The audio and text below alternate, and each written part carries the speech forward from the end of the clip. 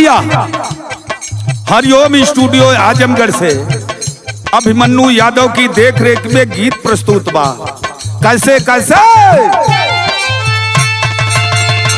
अरे हिरण के थाती वो हिरण की धोती, अरे पगरिया ये भैया हिरण के थाती।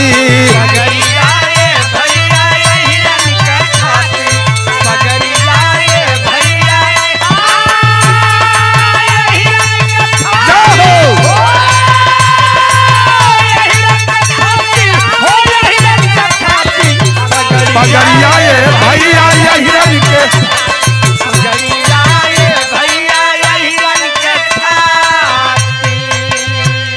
अरे मुस्की चढ़ली तब मुस्की चढ़ल चौड़ी बिरवल के छाती, पगरिया ये भैया हिरण के छाती।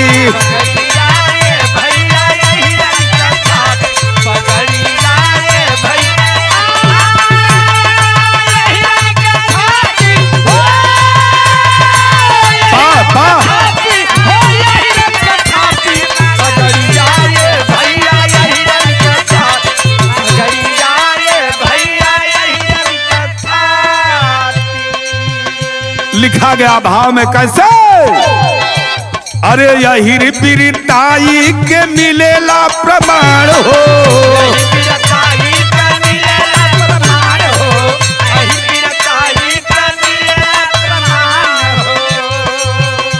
अरे देता गवाही रे जंगला पहाड़ हो,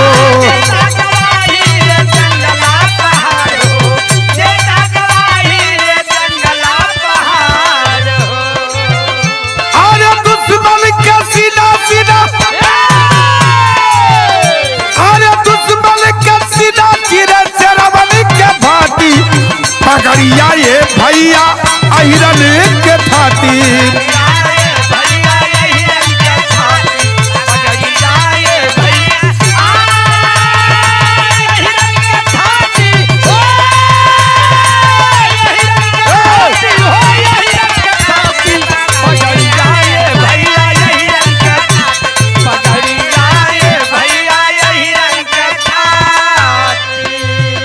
कह जला पानी का मर्द अच्छा पानी का बर्द अच्छा, पानी गए जिंदगानी कौने काम के, खान पान पनिए का मोतिये का पानी, अब पनिए का हावेला चढ़ल।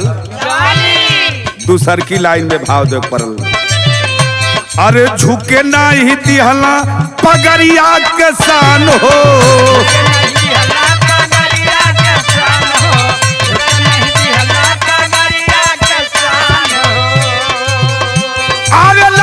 लड़ाई चाहे चली गई ले जान हो,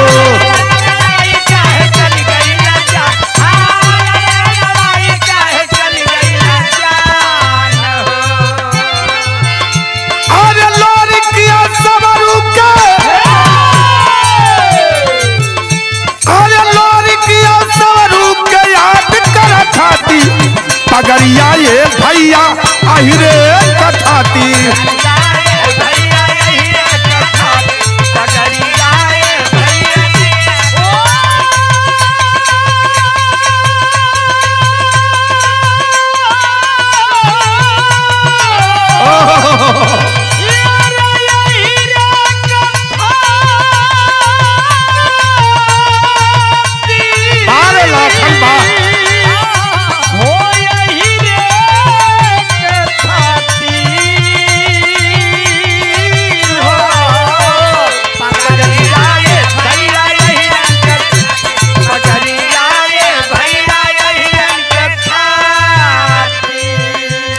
गीत के आखिरी लाइन में भाव देना पड़ा भैया, जरा गौर करेंगे कैसे, अरे लालू मुलायम लेके अइला अवतार हो,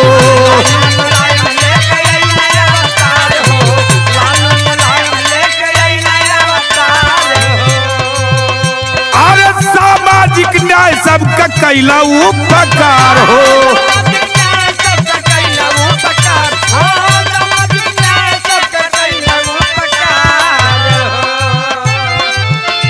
अरे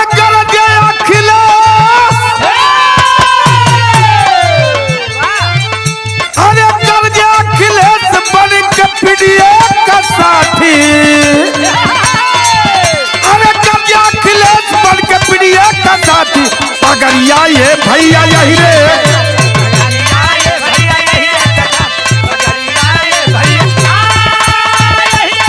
जाओ जाओ